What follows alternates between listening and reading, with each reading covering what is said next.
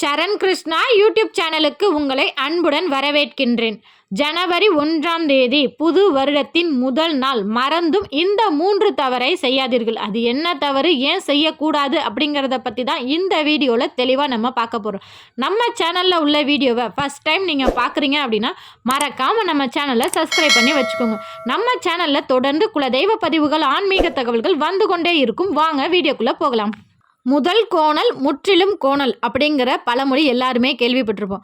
ஒரு வருஷம் பிறக்குது அப்படின்னா அந்த வருஷத்தில் முதல் நாள் அன்னைக்கு நம்ம எந்த தவறும் செய்யாமல் ஒரு நல்லபடியாக ஒரு இனிமையான நாட்களாக கொண்டு போயிட்டோம் அப்படின்னாலே அந்த வருடம் முழுவதுமே நமக்கு ஒரு சந்தோஷமான வருடமாக அமையும் அப்படிங்கிற ஒரு நம்பிக்கை நமக்கு முதல் நாளே நமக்கு கிடைச்சிரும். இந்த வருஷம் ஃபுல்லாகவே சந்தோஷமாக இருப்போம் அப்படிங்கிற ஒரு நம்பிக்கை கிடைச்சிச்சினாலே அந்த நம்பிக்கையே போதும், அந்த வருஷம் ஃபுல்லாக நமக்கு அடுத்தடுத்த வெற்றிகளை ஏற்படுத்தி கொடுக்கும். அப்போ நாள் அன்னைக்கு மறந்தும் இந்த 3 தவறை மட்டும் நம்ம செய்யவே கூடாது. பிறக்க போகும் புது வருடம் திங்கட்கிழமை பிறக்கின்றது. திங்கட்கிழமை அப்படிங்கிறது சந்திர பகவானுக்கும் சிவனுக்கும் உரிய தினமாகவே இருக்கின்றது. இந்த 2 தெய்வங்களுக்கும் உரிய பொருட்கள் நம்ம வாங்கி வீட்டில் வைக்கிறது ரொம்பவே சிறப்பு. சிவபெருமானுக்கு பிடிக்காத நிறமான கருப்பு நிறத்தை, வருட பிறப்பதுமா கருப்பு நிறத்தை நம்ம அணியக்கூடாது. இதுதான் முதல் தவறு. தயவு செய்து யாருமே கருப்பு நிறம் அப்படிங்கிறத அணியவே அணியாதீங்க. அது அந்த கிழமைக்குரிய தெய்வத்திற்கும் பிடிக்காது. மேலும் ஒரு புது வருஷம் புதுசாக ஒன்று ஆரம்பிக்கும் போது கருப்பு நம்ம போடுவதை தவிர்த்து கொள்வதே சிறப்பு. வருஷத்தின் முதல் நாள் அன்று வெண்மை நிற ஆடைகள் அணிவது சிறப்பு. அதுலேயும் ஒரு சில பெண்களுக்கு சொல்லுவாங்க, வெள்ளை கலர் ட்ரெஸ்லாம் நீங்கள் போடக்கூடாது அப்படின்னு சொல்லி ஒரு சில பெரியவங்க சொல்லி வச்சுருப்பாங்க. அப்படி இருக்கிற பெண்கள் உங்களுக்கு பிடித்த கலர் எந்த கலரில் வேணாலும் ட்ரெஸ் போட்டுக்கோங்க, கருப்பு கலர் மட்டும் போடாதீங்க.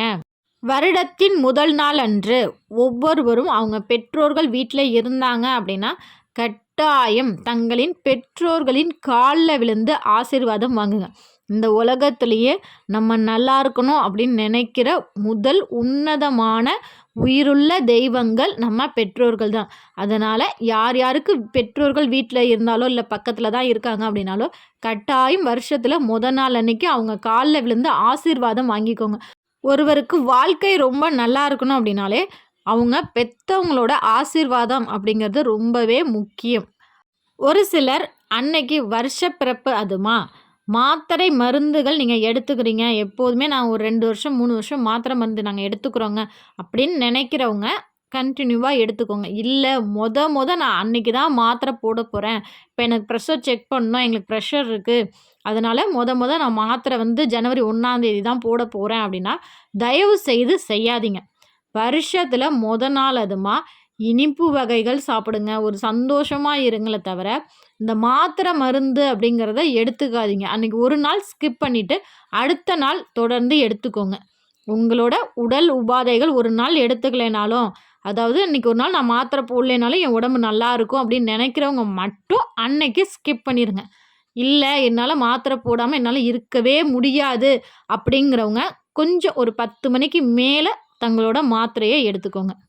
2வது தவறு, நம்ம எல்லாருமே நம்ம செய்கிற தவறு தான். நைட்டு 12 மணிக்கு கேக் வெட்டுவோம். அப்படி 12 மணிக்கு கேக் வெட்டும் போது 12 மணிக்கு ஒரு தீபத்தை நம்ம ஏற்றுவோம். அது மெழுகுபத்தியாக இருந்தாலும் சரி, அகலாக இருந்தாலும் சரி, தீபம் தான். அதில் எரியிற நெருப்புங்கிறது ஒன்று தான். அது ஒரு வெளிச்சத்தை கொடுக்குற ஒரு பாசிட்டிவான ஒரு விஷயம். அந்த ஒரு விஷயத்தை அடுத்த நொடியே நம்ம ஊதி அணைக்கிறது அப்படிங்கிறது ரொம்ப தவறான செயல்.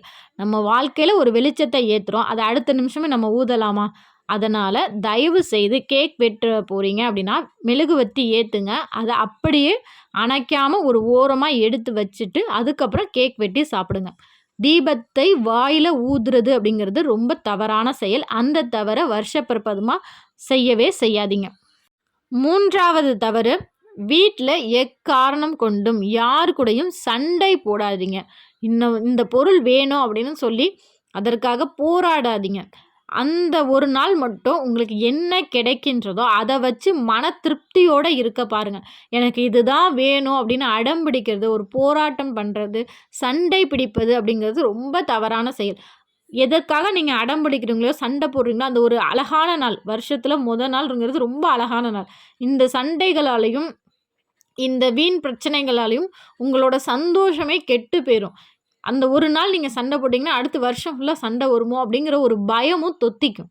அதனால முடிந்தவரை வருஷத்தின் முதல் நாள் அன்று தேவையற்ற சண்டைகளை தவிர்த்துக் கொள்ளுங்கள். தேவையற்ற வார்த்தைகளை தவிர்த்துக் கொள்ளுங்கள். வருஷத்துல நாள் அதுமா கடன் அப்படிங்கிறதையும் வாங்காதீங்க. கடன் வாங்குறதும் அப்படிங்கிறது ஒரு தவறான செயல் தான். இல்ல எங்களுக்கு அவசரமா பணம் தேவை, ரொம்ப அர்ஜென்ட்டு அப்படிங்கிறவங்க மட்டும் கைமாத்தாக வாங்கிக் கொள்கிறேன். இல்லை ஏதாவது ஒரு பொருள் குடுத்து அதற்கு ஈடாக பணம் வாங்கிக்கோங்க. யாருக்கிட்டயும் கடனா பணம் வாங்காதீங்க. ஜனவரி 1ஆம் தேதி சந்திர பகவானுக்கு உரிய தினத்துல வெள்ளை நிற பொருட்கள் நம்ம வாங்கி பூஜை அறையில வைக்கிறது ரொம்ப சிறப்பு. வெள்ளி பொருட்கள் வாங்கலாம், உப்பு வாங்கலாம், சர்க்கரை வாங்கலாம். வெள்ளை கலர்ல என்னென்ன பொருட்கள் உங்களால கிடைக்குதோ, வெள்ளை நிற ஆடைகள், இது போன்ற பொருட்கள் வாங்குவது சந்திர பகவானின் ஆசீர்வாதத்தை பெற்றுத்தரும். மேலும் ஜனவரி 1ஆம் தேதி அதுமா நம்ம எதுலயுமே ஒரு கவனத்தோட ஒரு வண்டி வாகனத்தில போகும்போதும் மெதுவாக சென்று ஒரு கவனத்தோட இருக்கணும்.